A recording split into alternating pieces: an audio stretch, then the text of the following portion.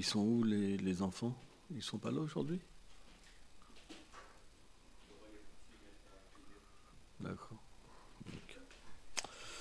Donc aujourd'hui, nous allons lire un verset du Srimad Bhagavatam, 3e chant, 7e chapitre, verset 37. Om Namo Bhagavate Vasudevaya.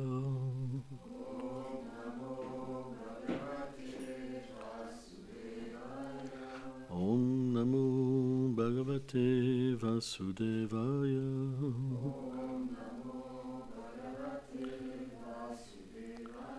Om Namo Bhagavate Vasudevaya.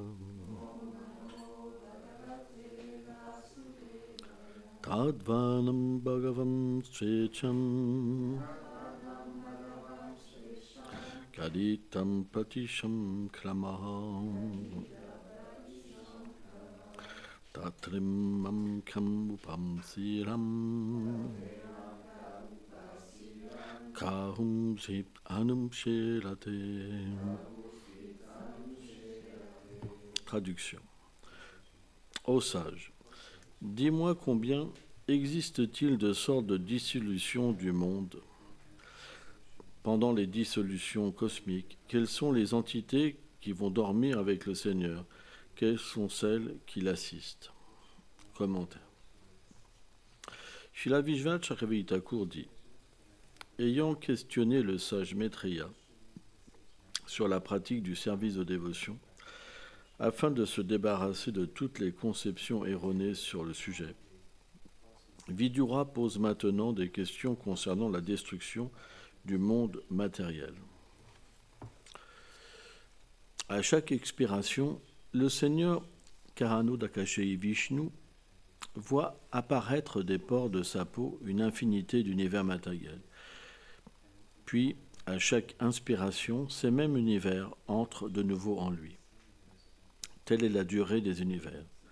Lorsque vient la destruction totale, les âmes conditionnées qui peuplent les différents univers deviennent non manifestées et sont plongées dans un sommeil.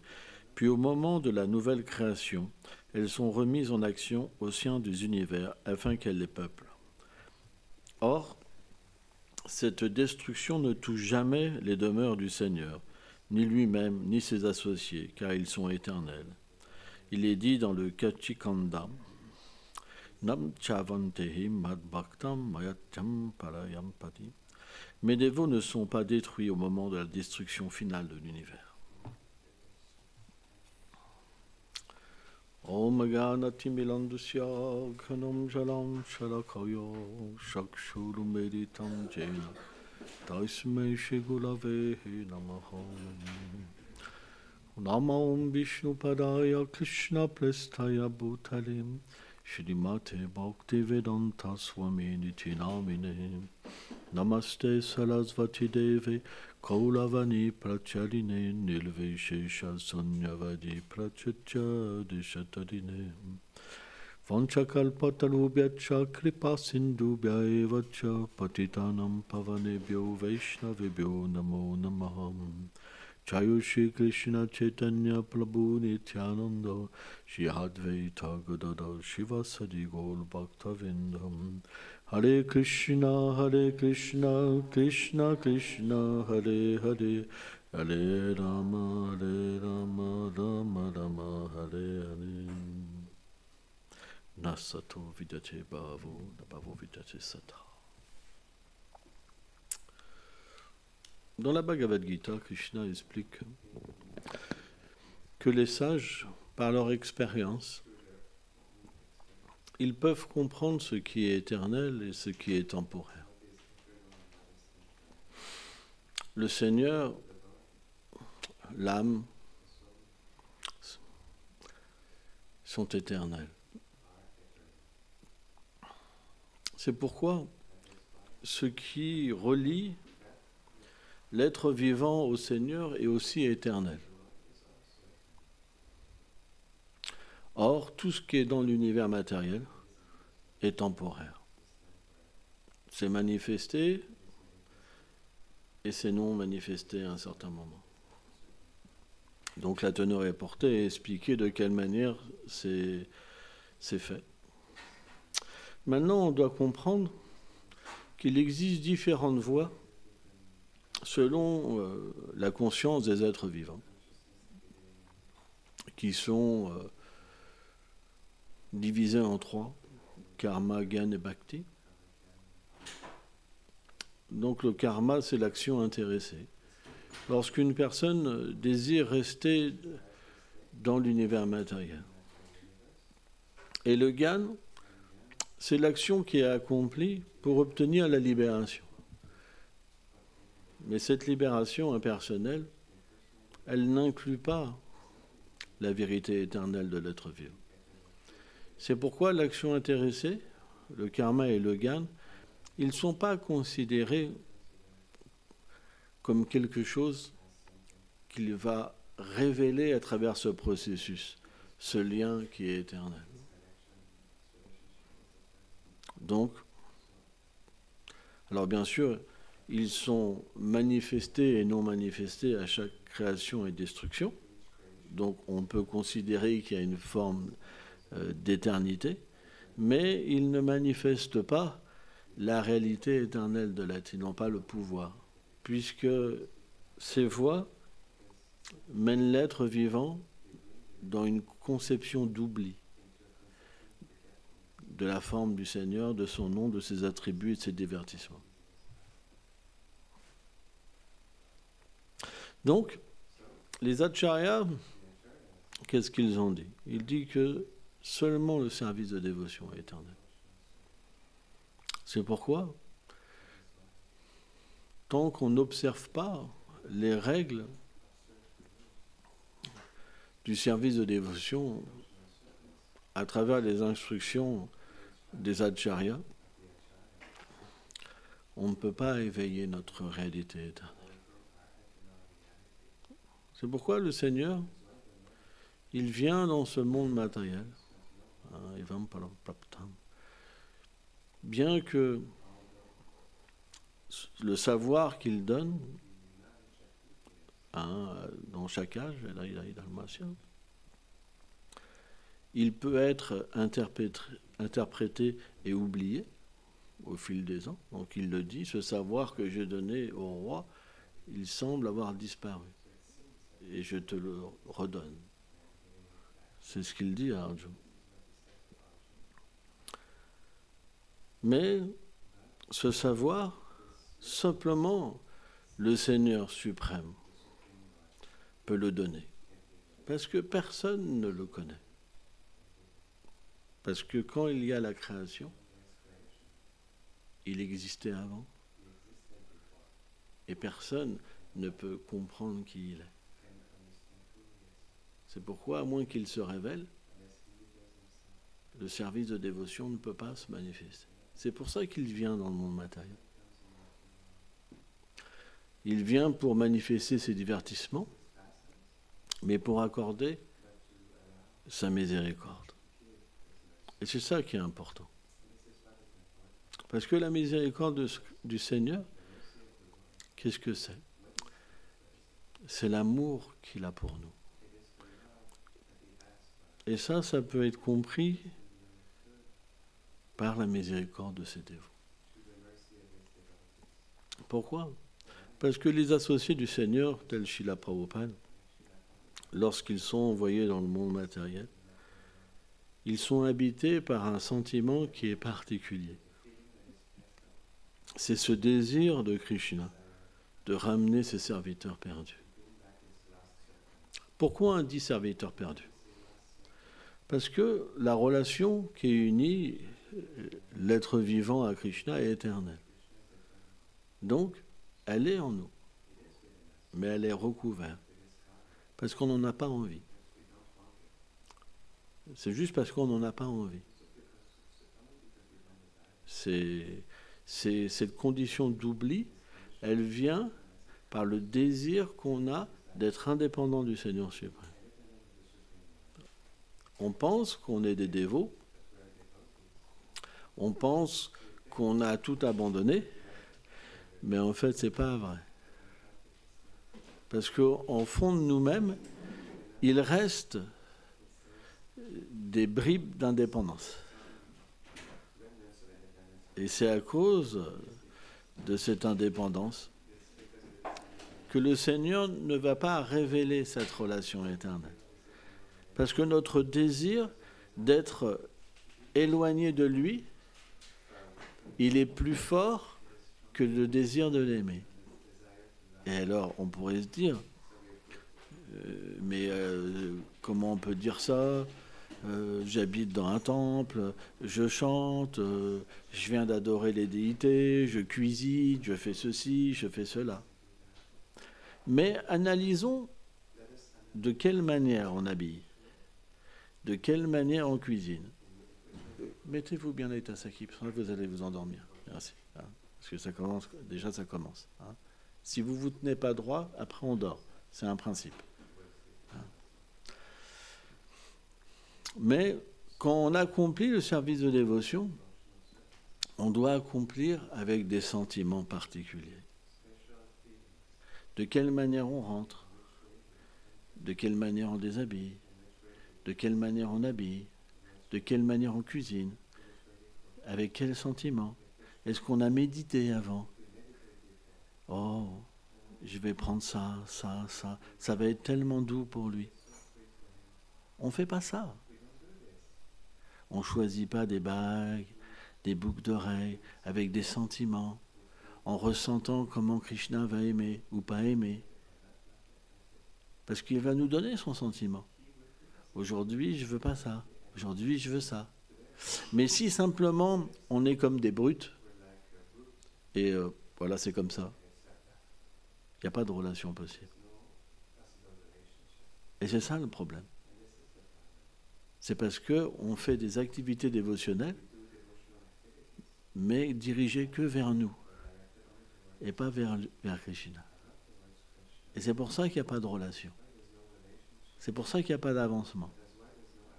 Parce qu'on ne se pose jamais la question, qu'est-ce qu'il a besoin ? Quel genre de douceur il a besoin ? Quel sentiment il a besoin ? De quelle manière je dois me présenter ? Jamais on pense ça. On rentre comme une brute sur l'autel et il ne se passe rien. Donc, pour pouvoir progresser, il faut absolument établir une relation. Et c'est très important. Sans ça, dans cette vie, on ne va pas pouvoir développer l'amour. Et on devra revenir dans une vie prochaine. Il ne faut pas vous illusionner. Juste vous dire Krishna est miséricordieux, il est miséricordieux, il est miséricordieux. Il n'y a pas que ça, hein. C'est trop facile. Hein. Y en a qui pleurent pour être engagés dans le service de dévotion, puis ils font n'importe quoi. Ils pleurent, mais ils font n'importe quoi à côté. Hein. Donc, on doit vraiment avoir cette relation. Sans ça, rien ne se passera. Vous obtiendrez juste un fardeau de vos activités. Et c'est pourquoi les dévots, ils peuvent même devenir athées à un certain moment. Parce que lorsque Krishna, il dit à plusieurs reprises, comme Bhaktivinoda Janate, qu'il réciproque simplement avec l'amour, hein, c'est parce que c'est quelque chose qui est important, c'est pas une phrase comme ça qu'il a dit. Si on m'offre une feuille, un fruit, de l'eau, si elle est offerte avec dévotion, je l'accepterai. Non, c'est dit de cette manière-là. On ne se pose pas de questions. Et ça, c'est un gros problème. C'est l'ignorance, en fait. Par exemple,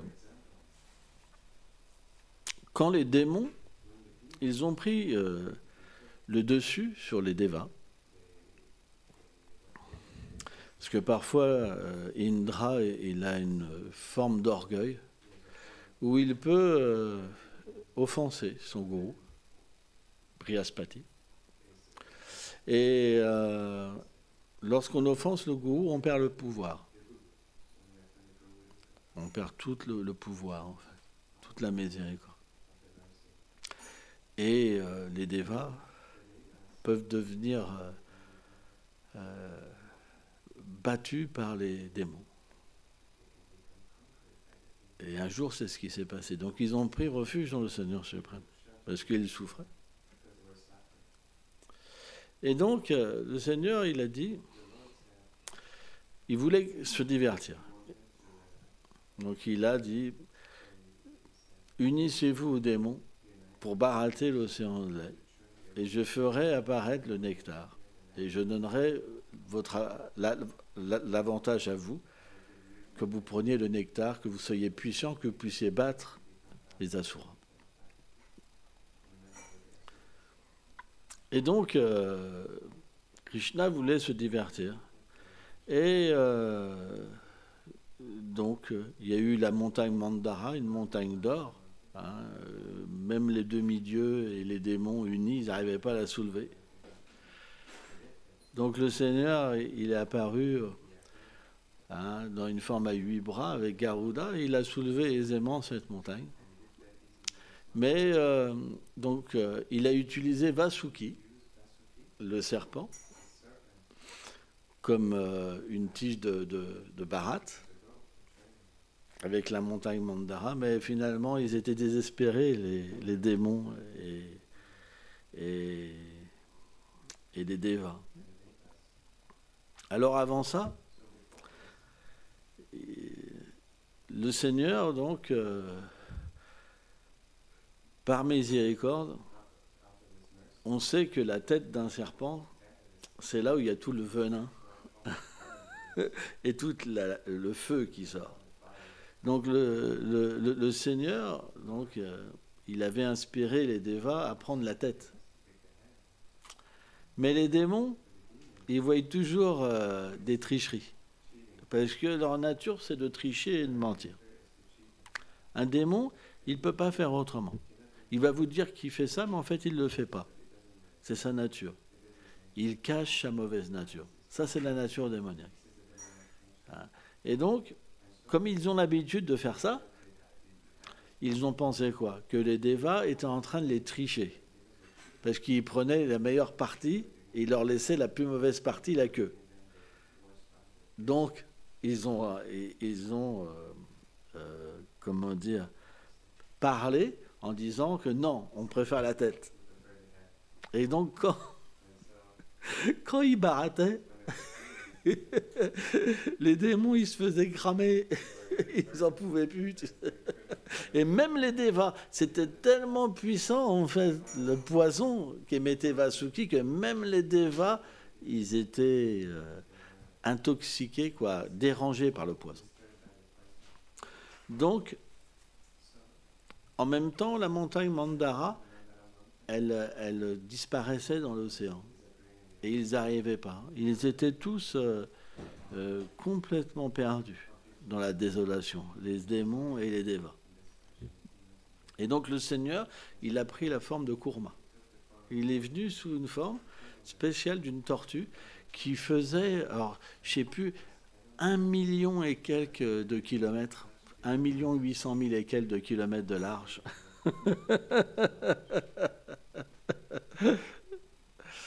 Et donc, il a été dans l'océan de lait.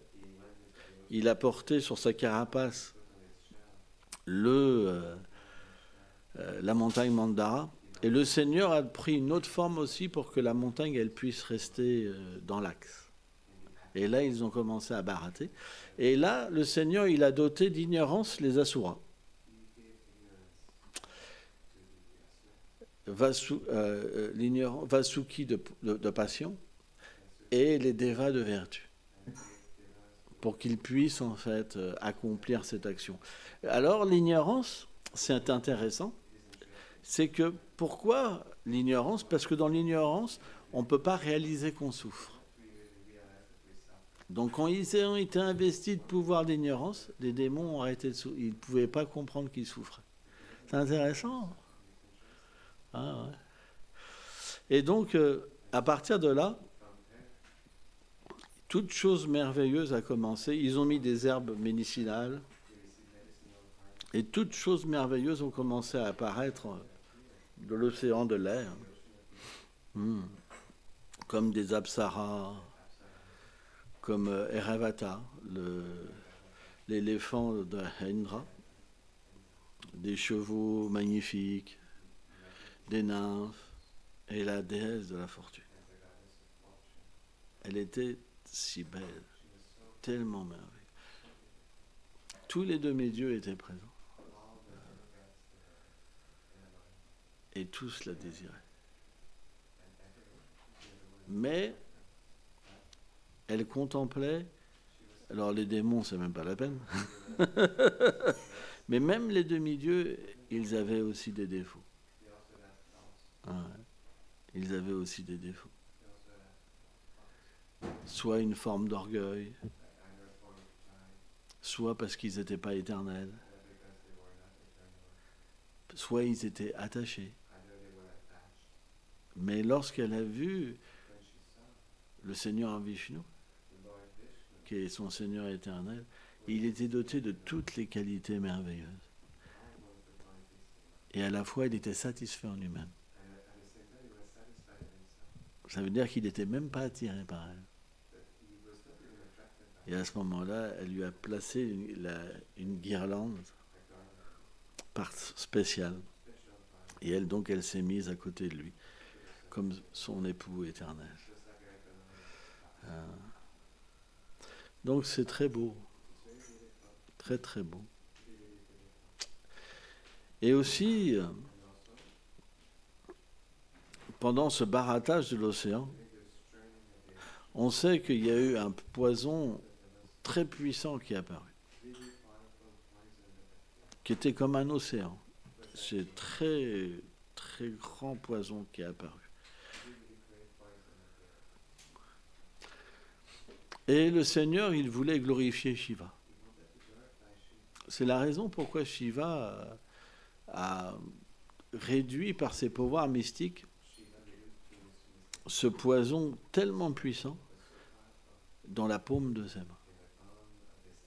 Et il l'a bu pour sauver tous les êtres de l'univers. Mais les Acharyas expliquent, puisque Shiva, il médite toujours son Seigneur Narayan. Alors, dans le Bhagavatam, c'est expliqué Sankarshan aussi. Balaram. Mais dans ce lila-là, Srila Prabhupada, il parle de Krishna. Quand il a bu le poison et qu'il a pensé que peut-être ce poison, il aurait pu déranger Krishna qui était présent dans son cœur, alors il l'a gardé en fait dans sa gorge. C'est pour ça que sa gorge est devenue bleutée.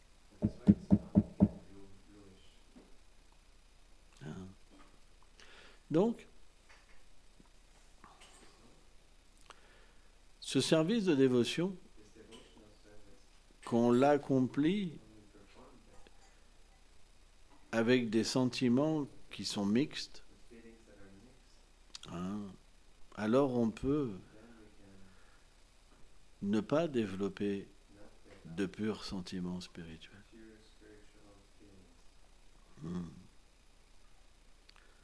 Par exemple, les démons, ils veulent simplement le pouvoir. Ils ne sont pas des dévots du Seigneur. Et les dévas, ils ne sont pas des purs dévots.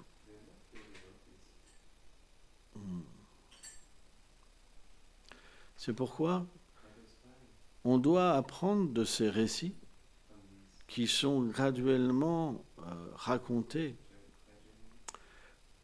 pour détailler comment le Seigneur est affectionné envers ses dévots, envers tous les êtres vivants, de quelle manière il fait des arrangements pour, par exemple, que les dévas puissent battre les démons, parce qu'après, il y a toute une histoire avec Muni Morti qui apparaît, qui va subjuguer les démons parce qu'ils se sont emparés du pot de nectar quand Dhanvantari il est apparu de cet océan de lait. Mais il faut absolument mettre des sentiments dans notre dévotion. C'est quelque chose qui est très important. On doit, comme le Seigneur, avoir des sentiments pour tous les êtres vivants. Mais on doit l'avoir pour lui. Lorsqu'on l'a pour lui, alors naturellement, on l'a aussi pour tous les êtres vivants. C'est pourquoi, quoi qu'on fasse, on doit avoir une méditation. Sans ça, ça ne portera pas de fruits. C'est très important. Vous avez la chance de pouvoir habiller, de pouvoir chanter, de pouvoir cuisiner, de pouvoir prêcher. Mais il faut que ça soit fait avec des sentiments. Sans ça, on va développer de la colère. Parce qu'on ne sera pas satisfait. Ça veut dire qu'on va entendre parler de l'amour de Dieu, mais parce qu'on ne va pas le développer, il y aura une frustration qui va apparaître en nous. Et cette frustration, elle se manifestera sous la forme de la colère. Et quand cette colère se manifeste, alors ça touche les autres, qui aussi se mettent en colère. Et après, c'est un cercle vicieux, où on est constamment frustré. Et quand on est frustré, c'est encore plus difficile de comprendre de quelle manière il faut mettre des sentiments. C'est très difficile. Une fois que la colère nous prend, qu'on aime telle personne, qu'on n'aime pas telle personne, qu'on veut faire ça, qu'on veut faire ci, etc., après, c'est très difficile de mettre des sentiments. Parce que le sentiment, il peut être mis dans n'importe quel service. Par exemple, la vaisselle de Krishna, c'est un service tellement élevé dans le monde transcendantal. Mais les gens dans le monde matériel, ils pensent que c'est le service le plus bas. C'est les servantes de Radharani qui font la vaisselle.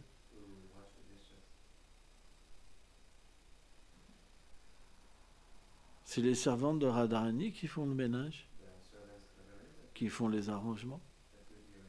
Donc, si on met des sentiments, le Seigneur devient attiré. Parce que on le fait pour lui. Donc, il va agir pour nous. Et c'est super important. Les jours passent. Et il y en a même qui peuvent s'ennuyer à rien faire. J'en vois, moi, ils font rien, des fois. Je les vois dehors. Parfois, ils font rien. Ils ont du temps, ils chantent pas, ils font rien.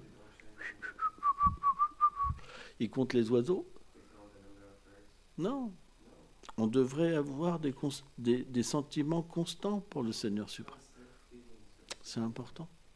Quoi qu'on fasse, on devrait être avec lui. C'est très important.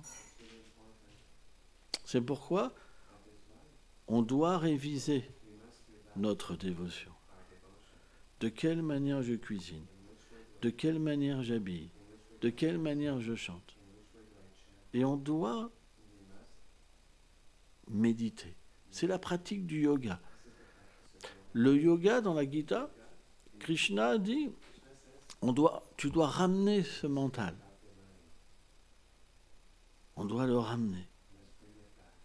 Je dois choisir des choses pour Krishna. On doit avoir une méditation avant l'action. C'est ça le secret. Parce que si on médite sur ce qu'on va cuisiner, automatiquement la dévotion va suivre. Parce qu'on sera dans une conscience appropriée pour développer l'amour. Mais si on n'a jamais la méditation, ça veut dire qu'on n'a pas la dévotion. Parce que notre mental, il est ailleurs. Vous pensez que dans le monde spirituel, ils ne méditent pas sur ce qu'ils vont faire pour faire plaisir à Krishna? Ça fait partie de leur vie. C'est pas que tout vient d'un seul coup. Par exemple, quand on fait un festin, on est bien obligé de composer le festin. On est obligé de réfléchir. Mais on va le faire sans sentiment parfois. On va pas penser, mais est-ce que ça va lui faire plaisir? Ananda Maharaj, Amarashoda, Krishna, Subal, etc. Est-ce que ça va leur faire plaisir? Non, on va juste cuisiner pour après manger. C'est pas faux. Ils sont pas là. Ils sont pas dans notre vision complètement. Et c'est ça le problème. Et quand on mange le prashad, c'est pas du nectar vraiment. Parce qu'on n'a pas fait exactement pour Krishna.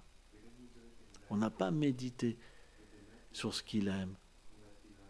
Et c'est ça qui est très important, c'est que cette méditation, elle va amener Krishna à nous révéler son désir. Quand on va devenir un pur dévot, Krishna veut nous dire, c'est pas ça que je veux aujourd'hui. Je veux ça, je veux ça, je veux ça. Et là, le monde transcendantal s'ouvrira à nous. Et c'est très important. C'est ça qui fait la différence entre un pur dévot et quelqu'un qui n'est pas un pur dévot. C'est quelqu'un qui n'est pas un pur dévot, il a des désirs autres que de faire plaisir à Krishna. Donc il va venir pour, par exemple, habiller. Bon, c'est le moment de l'habillage. Ok, ça va. Hop, c'est fini. Mais c'est pas ça que Krishna veut. C'est pas comme ça, en fait. On doit imaginer qu'est-ce qu'on va faire.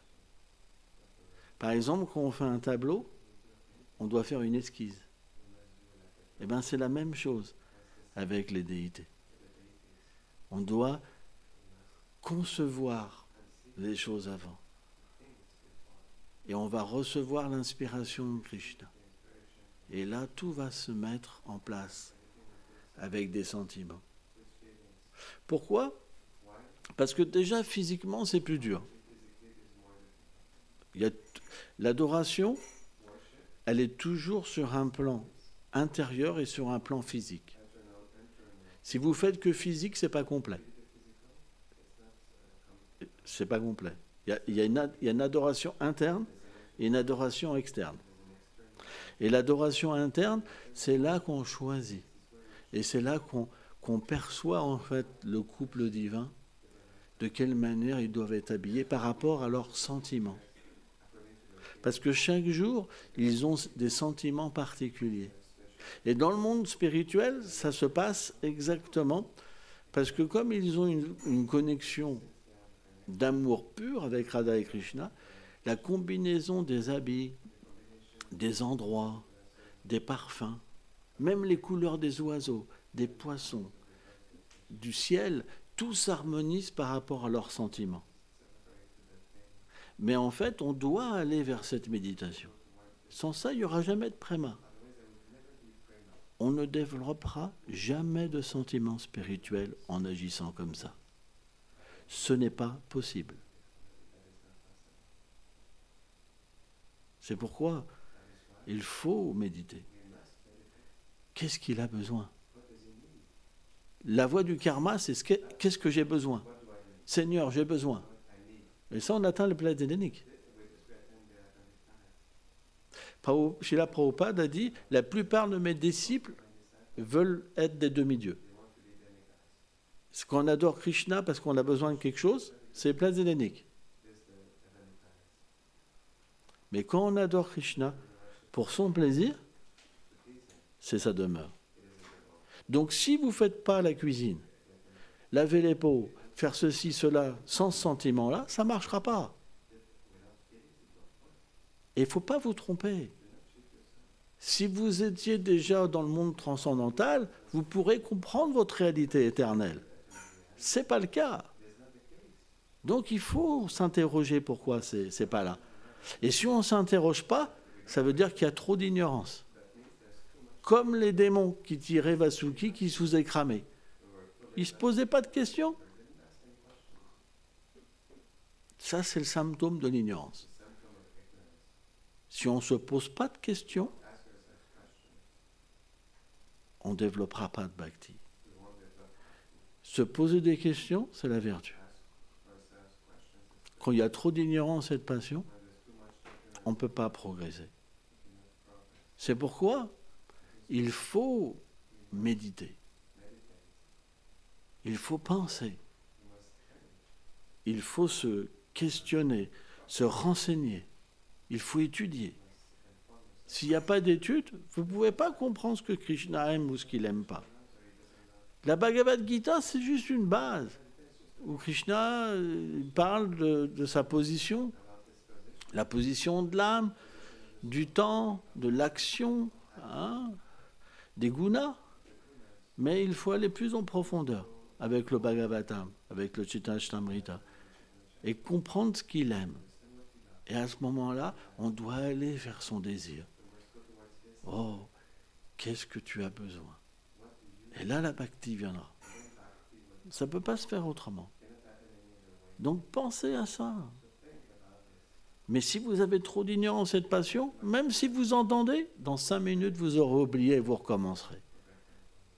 Il n'y aura pas de succès. Réveillez-vous. Réveillez-vous. Il faut vraiment se réveiller. Maya, c'est une sorcière, elle vous ensorcelle. Vous voyez votre père, votre mère en train de vieillir et vous voyez grandir, vous pensez que vous n'allez pas mourir encore une fois et encore une fois, encore une fois? Parce qu'on est entouré de gens qui sont dans l'ignorance et qui ne pensent jamais à rien. Non. Il faut méditer. Sans ça, on va perdre cette vie à dormir. Il faut dormir. Ouais. C'est important. Le Seigneur, il sortait dans la rue. Il chantait. Réveillez-vous, réveillez-vous. Vous êtes ensorcelés par Maya. Maya. Après, le Seigneur suprême était tellement miséricordieux que partout où il voyageait, les gens développaient prem, l'amour de Dieu. C'est d'expliquer qu'il y avait des millions de personnes qui suivaient Mahaprabhu. Le Chittamrita dit ça. Des milliers, des millions. Bon, on va s'arrêter là. Jai